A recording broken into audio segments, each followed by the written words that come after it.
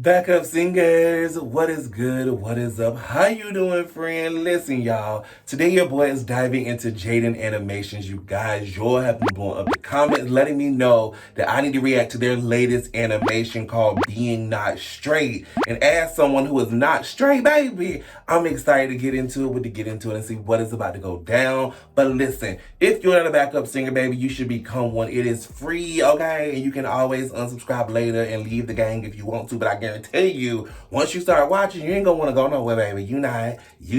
Go ahead and smash that subscribe button as well as hit that bell to be notified when I upload brand new videos like this. It is that simple. Now I'm pressing play. Let's get into Jaiden animations today. I just got tongue-tied and I heard it, but you know what? It's all right. Here we go.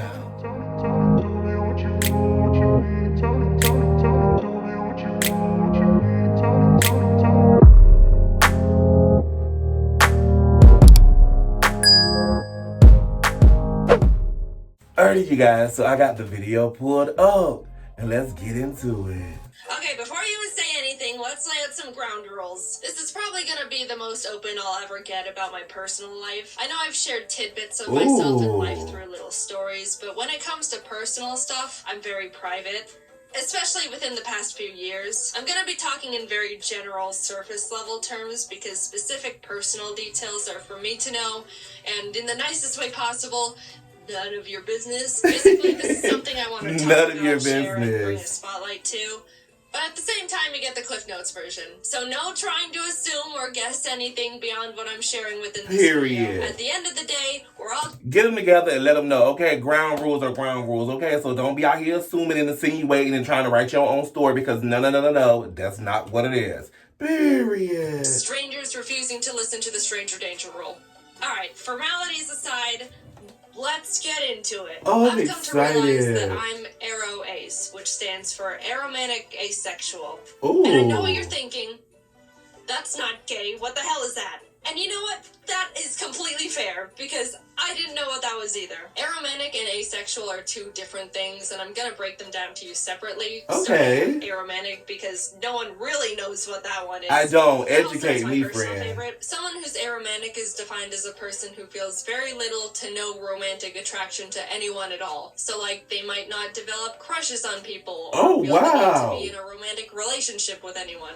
Very general terms, but hopefully you kind of get the gist. Okay. Here's a little story example from me. Growing up, I never developed crushes on anyone. I remember when I was in 5th grade, kids were talking about their crushes left and right, and it was starting to feel like something I had to experience too. The fact that Jaiden said 5th grade, and then I'm over here on the inside about to bust out laughing because that's when I had my very first crush. Oh, trust me, I remember it like it was yesterday. Okay. Just because...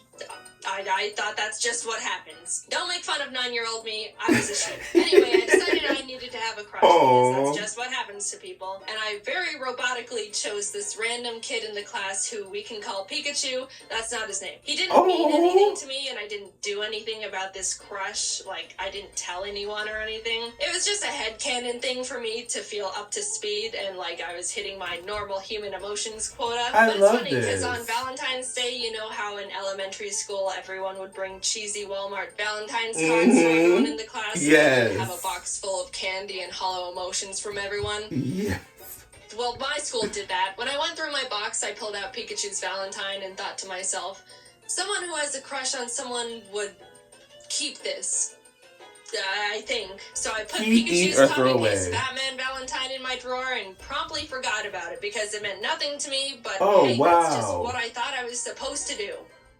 Man, I'm so good at this. Then like a year or so later, when my mom was going through my room, she pulled out the card and was like, why do you have this? And I was like, honestly, I have no idea. Years passed, I entered junior high and thought to myself, alright, this is the time where people start developing crushes and then do something about it. Like get into relationships or something. So I was like preparing to be interested in people. On the first day of school, I scoped out the room to see if there was anyone that I thought looked like someone I could develop a crush on. And this was when classes started being divided up into periods. So there were 6 batches of people. Oh, I remember. And I thought, man, unlucky. Went through the whole school year, next rolled around, classes changed, I did the same potentials crush scoping again, and the same thing happened. I wasn't drawn to anyone at all. Man, Unlucky again. Every year, I Oh. thought something would change, especially going into high school when people started actually hitting puberty and were getting conventionally attractive. But my entire school life, grades kindergarten to senior year, which I'm pretty sure is like 13 years, It's I a long wasn't time. interested in a single person throughout any of it. And what's funny was I was thinking, man, what's the deal? Why is no one attractive? And I went to a big high school. There were like 3,500 students. Oh, Surely wow. I am not the outlier in this formula. Why are none of you attractive? By the time I was going to college, I really wanted to find someone. It felt like I was falling behind the curve, or if I was gonna find someone, it was gonna have to happen now. Oh, I made a lot of no. new friends, and that's when I thought I developed my first genuine crush. Long story short, in hindsight, no, it wasn't a crush, and I was just wrong. I just met someone who I thought was cool and funny, and Oh my God, it's the fact that it's Ryan close to Chu. them. But looking back, knowing what I do now, it wasn't in a romantic way. I realized I can get very excited and tunnel vision on people I think are really cool or interesting, and kind of obsess over getting to know them or just want to spend a lot of time with them. But whenever I got into those tunnel vision moments, if I sat down and asked myself if I actually wanted to be in a relationship with them and hold hands or cuddle or kiss, the answer was no. Not really. But if they wanted to, I could go along with it. Which I do not think is right. In my very old flirting video, which I refuse to rewatch, I think at one point in it I said something along the lines of, if you're interested in someone but they just want to be friends, I don't understand why some people can't deal with that. And that was primarily because I didn't realize there was an emotional difference between a crush or falling in love and just being really good friends with someone. So, oops. Sorry for the bad Not so oops. I really just thought having a crush on someone was wanting to be their number one best friend. Look, I said don't make fun of me. To me, it used to feel like if I was wanting to become friends with someone to that high of a degree, that would be the next step or justify why I wanted to put this much time, effort, and energy into one person. And it didn't feel right or even fair going through all of this with someone and then tell them they're just a friend. I don't know, it just didn't feel like it made sense, even though I really didn't technically see them in a romantic way. I just didn't understand what was going on really, or that there was supposed to be real emotions instead of a logical understanding of steps. And the fact that I was under the assumption that I was supposed to be interested in people in a romantic way didn't help with anything. I always preferred to stay good friends, but never felt like I could have that, and I worried that if I said no, that we would just start drifting apart, which I obviously didn't want either. It's been a very long journey discovering this about myself. Everything I'm saying has all been extremely subconscious and not understood or defined for many years. I even used to think I was bi or pan for the longest time because I would think to myself, well, bi is being interested in both genders. I don't really care for either, but 0 is equal to 0. I don't really care for either. I got math involved. If I knew what aromanticism was when I was growing up, things would have been a lot less complicated for me a lot sooner. I think it's mainly because people don't really talk about it or even know what it is or that it's real. Romance and love is the #1 most talked about topic on the planet. Everything I've been taught or learned through society is that love and romance is everywhere. Everyone feels it, and it's gonna happen to you. Just a funny little note, there was a point where I was listening to some generic romance song on the radio. You know, like all of them. And I just suddenly thought to myself, like all of them? Wait, do people actually feel these things towards each other? Like all these mushy lyrics are real emotions? They're not joking? And that's when I started feeling like something was different. I approached romance and thought of, sure, why not? And didn't recognize it was actually a feeling, which might sound stupid, but look, I don't know. No one presented me with any other options. I did a lot of rationalizing. If someone ever expressed romantic interest in me, I would mentally make a kind of logical list of the pros and cons and the pros and cons of what a relationship would look like with them based on what I knew about them as a person. I didn't realize there was supposed to be an extra, excited feeling, or the fact that you're not supposed to think about it as if it were a business exchange. I understand compatibility is a huge important variable when it comes to sharing a relationship with someone, but at the end of the day, it's still apparently still a very emotionally driven thing. And I literally had to make that discovery and teach it to myself. Now, I'm going to talk about being asexual very briefly, and I'm going to preface it with Let's all just be mature about this, alright? We're all pretending to be adults here. I've got my eye on something. We're all pretending to be adults here. Behave! Okay, this is definitely treading into uncomfortable personal boundary territory for me, but yeah, I do want to share that I'm asexual too, which is defined as someone who feels little to no intimate attraction to anyone. Look, I know we said we're all... Oh, I am being educated right now, okay? Because I swear to you, as a gay man, I am so uneducated to like the other sexualities and other things that go on out here in America.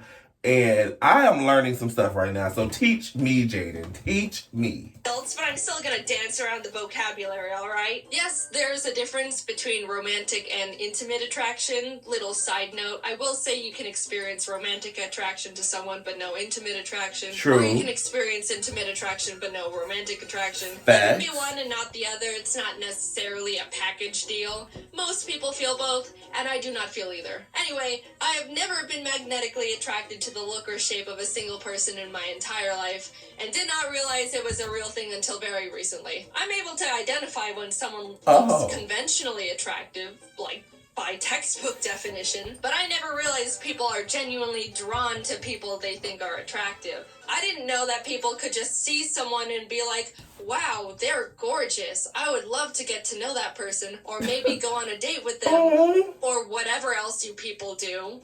I didn't think it was real. I thought people were exaggerating or something. Oh, wow. And I also couldn't believe that some people feel that with multiple people.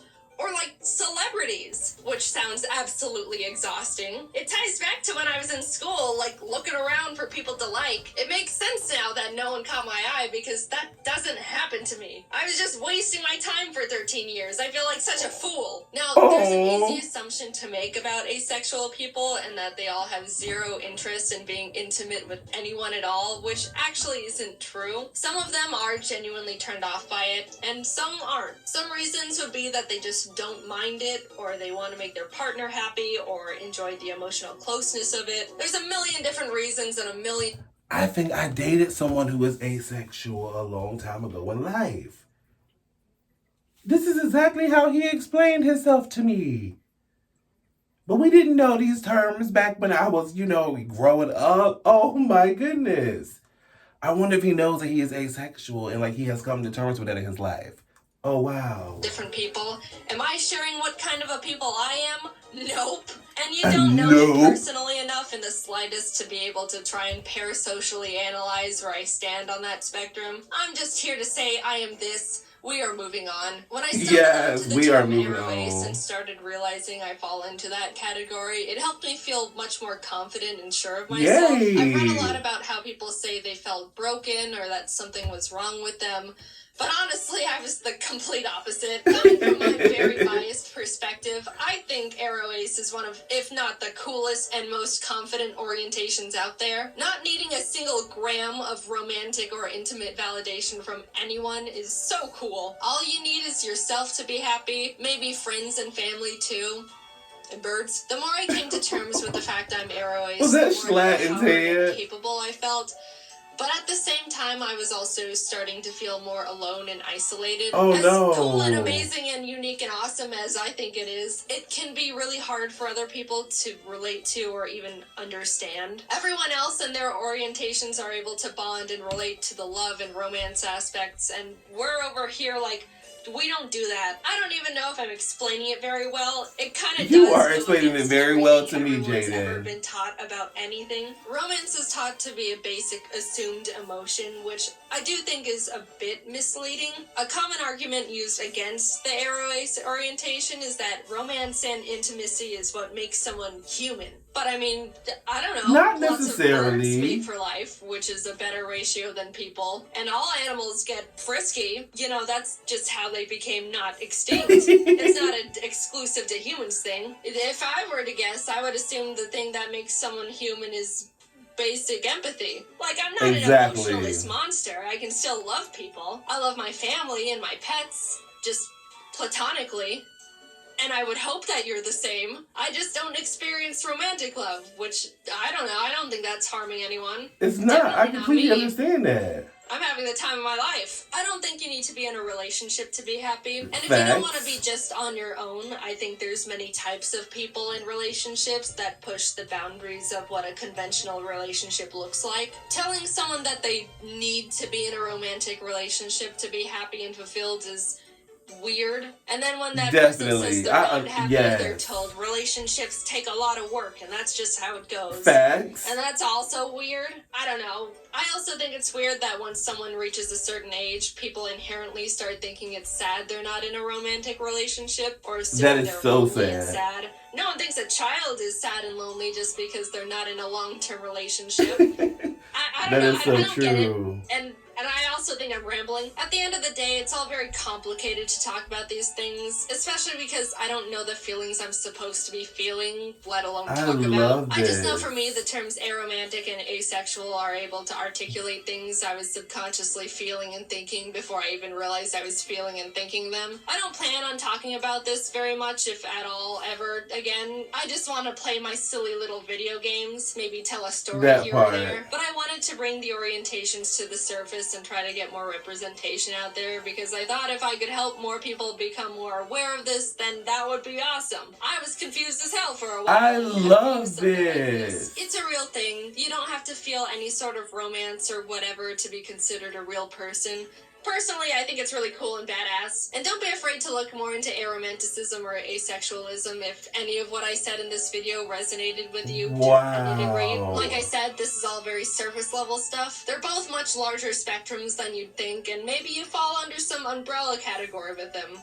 I don't know. Or not. Either way, this has all been my personal experience with this stuff. Is there more for me to figure out within it? Yeah, I'm pretty sure there is. Yes, it can get pretty complicated and confusing. Haha, awesome. Will I be sharing any of that with you? No. Nope, no way. This is all you get. Hope you can understand even just a little of what I talked about. And if not, that's totally fine.